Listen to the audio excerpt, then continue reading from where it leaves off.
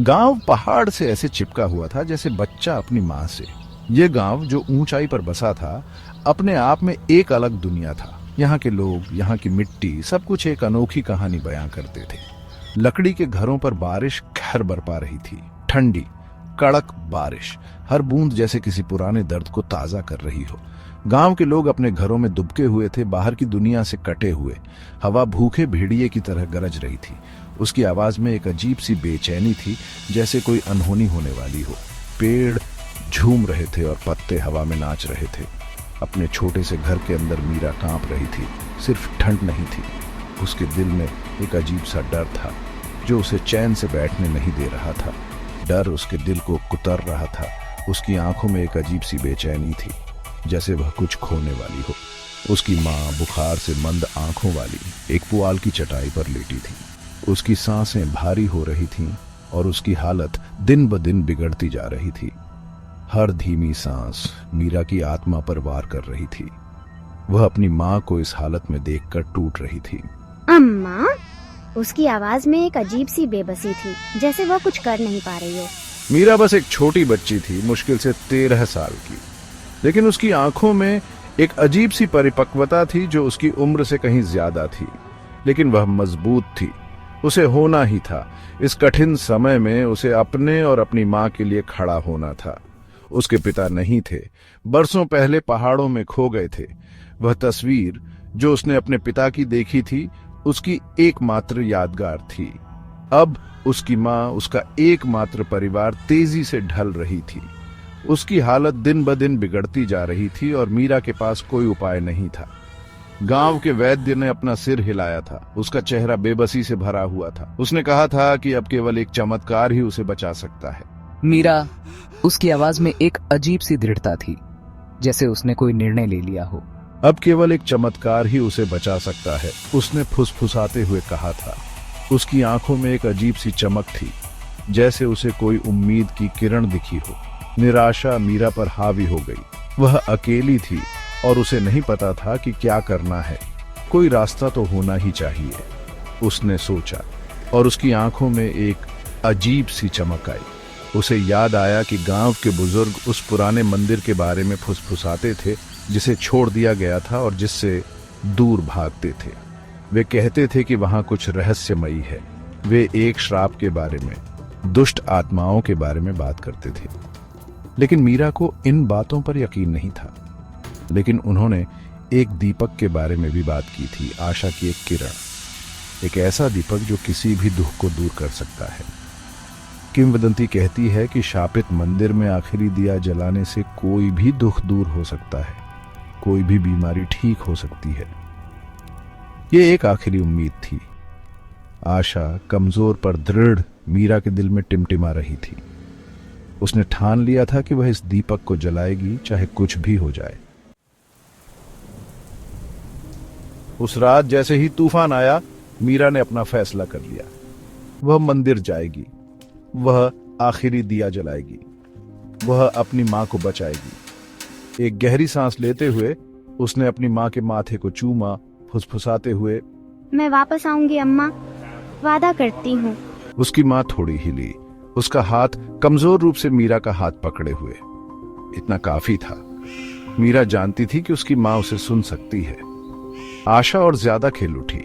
एक फटी हुई शॉल को अपने चारों ओर कसकर लपेटते हुए मीरा तूफान में निकल गई। हवा उसके चेहरे पर चाबुक की तरह चल रही थी। बारिश उसकी आंखों में चुभ रही थी।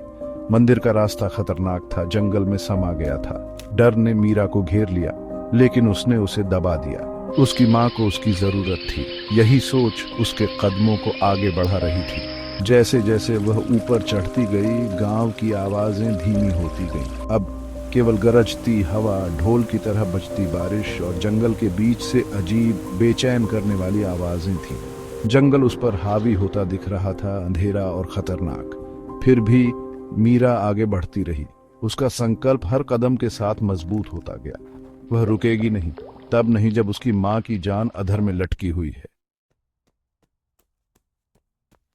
मीरा और अंदर जाती रही। जंगल हर कदम के साथ और भयानक होता गया। हर दिशा में अंधेरा और रहस्यमयी आवाजें उसे घेर रही थीं, जैसे कि जंगल खुद उसे रोकने की कोशिश कर रहा हो। मुड़ी हुई शाखाएं उसकी शॉल को पकड़ रही थीं और अजीब परछाइयां उसकी दृष्टि के किनारे पर नाचती हुई प्रतीत हो रही थीं। हर बार जब वह एक शाखा से खुद को छुड़ाती, दूसरी शाखा उसे पकड़ लेती। वह जड़ों और चट्टानों पर ठोकर खा रही थी। पत्तों की हर सरसराहट से उसकी सांस उसकी गले में अटक रही थी। उसकी आंखें हर दिशा में घूम रही थीं, किसी भी संभावित खतरे को भांपने की कोशिश कर रही थी। हवा उसका नाम पुकारती हुई प्रतीत हो रही थी, उसे हड्डी तक ठंडा कर रही थी। यह एक अजीब सी फुसफुसाहट थी, जैसे कि कोई अदृश्य शक्ति उसे बुला रही हो। अचानक पेड़ों के बीच से एक हल्की रोशनी दिखाई दी। ये रोशनी इतनी चमकदार थी कि उसने मीरा की आंखों को चौंका दिया। ये धीरे से धड़क रही थी, उसे आगे बढ़ने के लिए बुला रही थी। मीरा ने अपने डर को पीछे छोड़ते हुए उस रोशनी की ओर कदम बढ़ाया। मीरा में आशा का संचार हुआ। उसे लगा कि शायद ये रोशनी उसे इस भयानक जंगल से बाहर निकालने का रास्ता दिखा सकती है। क्या यह मंदिर हो सकता है? उसने सोचा। उसकी आंखों में एक नई चमक आ गई।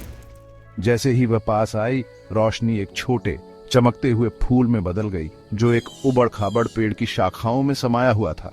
यह फूल इतना सुंदर था कि मीरा की आंखें उस पर से हट नहीं रही थीं।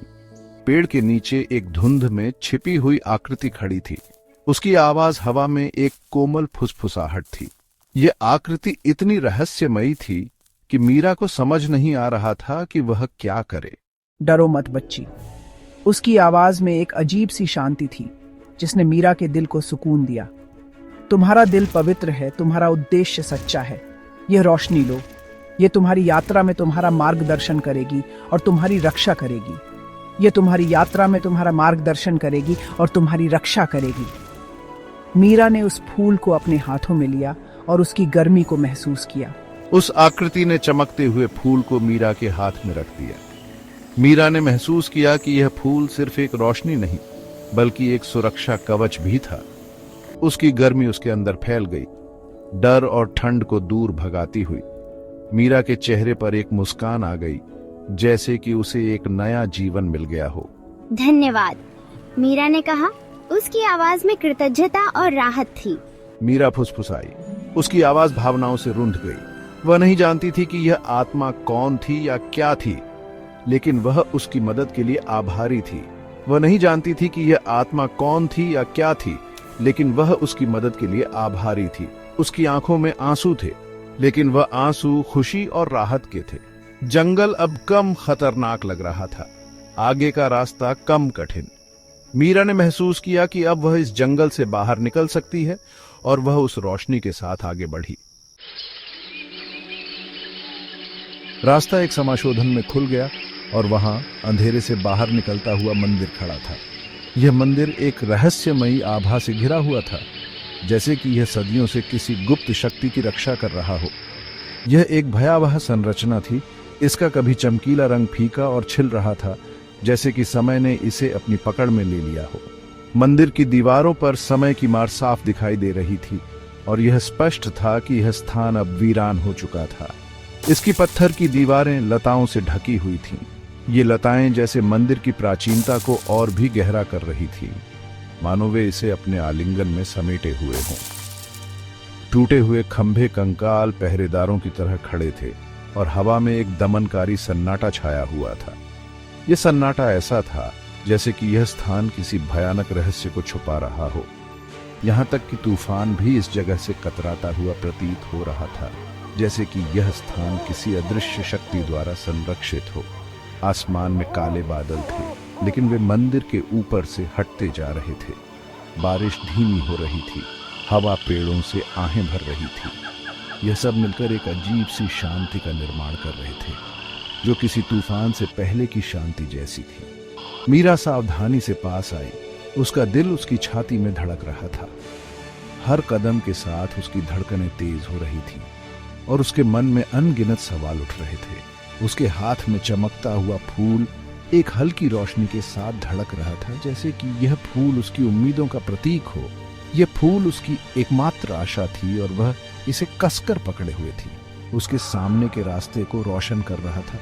ये रोशनी उसे मार्गदर्शन कर रही थी, जैसे कि यह उसे उसके उद्देश्य की ओर ले जा रही हो। जैसे ही वह मंदिर की सीढ़ियों पर पहुंची, एक गहरी आवाज गूंजी जो समाशोधन के चारों ओर गूंजती हुई। यह आवाज इतनी गहरी और प्रभावशाली थी कि मीरा के रोंगटे खड़े हो गए। समाशोधन के चारों ओर गूंजती हुई यह आवाज जैसे कि किसी प्राचीन शक्ति की थी जो इस स्थान की रक्षा कर रही थी। इस पवित्र भूमि पर आने की किसकी हिम्मत है? ये आवाज इतनी गूंजदार थी कि मीरा को लगा जैसे यह सीधे उसके दिल में उतर रही हो। मीरा रुक गई, उसका हाथ उसके गले पर चला गया। वह घबराई हुई थी, लेकिन उसने खुद को संभालने की कोशिश की। मंदिर के दरवाजों के सामने परछाइयों में घिरी हुई एक विशाल आकृति खड़ी थी। यह आकृति इतनी भयानक थी कि मीरा की सांसें थम गईं। उसकी आंखें एक भयानक रोशनी से चमक रही थीं और उसकी आवाज गरज की तरह गड़गड़ा रही थी। यह रोशनी जैसे कि उसकी आत्मा को भेद रही हो। डर मीरा पर हावी होने की धमकी दे रहा था, लेकिन उसने एक गहरी सांस ली, चमकते हुए फूल को कसकर पकड़े हुए। उसने अपने डर को काबू में करने की कोशिश की और आगे बढ़ने का साहस जुटाया। कृपया, मेरा कोई अनादर करने का इरादा नहीं है। उसकी आवाज में विनम्रता और भय दोनों थे। मेरी माँ बीमार है और मैं आखिरी दिया जलाने उसकी चिकित्सा मांगने आई हूँ। उसकी आंखों में आंसू थे और उसकी आवाज में एक गहरी वेदना थी। उस आकृति ने उसे एक पल के लिए देखा। उसकी भावनाएं अपठनीय थीं। ये जैसे कि वह मीरा की आत्मा को पढ़ने की कोशिश कर रही हो। फिर वह फिर बोली। उसकी आवाज थोड़ी नरम, ये नरमी जैसे कि एक उम्मीद की किरण थी। आखिरी दिया आसानी से नहीं जलता बच्ची। इसके लिए एक पवित्र हृदय और एक अटूट भावना की आवश्यकता होती है। यह एक कठिन परीक्षा है और इसे पार करना आसान नहीं है। क्या तुम आगे आने वाली परीक्षाओं का सामना करने को तैयार हो? यह सवाल मीरा के दिल में गूंज उठा और उसने खुद को तैयार करने की कोशिश की।